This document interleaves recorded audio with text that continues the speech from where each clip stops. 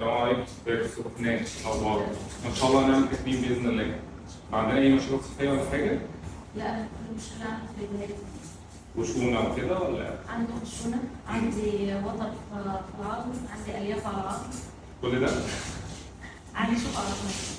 بصوا ان شاء الله ده كله معظمه يعني بسبب الوزن الزايد. ان شاء الله موازيننا ينزل، تبدا الاعراض دي تتحسن تدريجيا، بس برضه هنحتاج نتابع مع دكتور عظام برضه. ان شاء الله. بس معظم الاعراض دي ان شاء الله تتحسن مع نزول الوزن. كان وزننا 132 ان شاء الله نوصل ل 60 كيلو، محتاجين ننزل بقى وزن كتير يعني.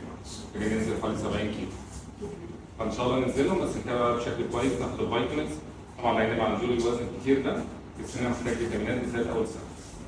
خلاص نتابع كويس ونمشي بعد التعليمات. ان شاء الله وقت العمليه نص ساعه ساعه بالكثير ونخلص. نقعد برضه في غرفه نقطه الاطاقه عشان نتابع العلامات الحيويه، وبعد كده نطلع على غرفه العلاج ان شاء الله. تمام؟ خلاص ركبنا الكانيولا، ناخد المخدر وننفخ طول ان شاء الله. ان شاء الله امورك تمشي زي الفل في عينينا ونعمل لك اللازم ان شاء الله. نبقى بسلامه كده ان شاء الله.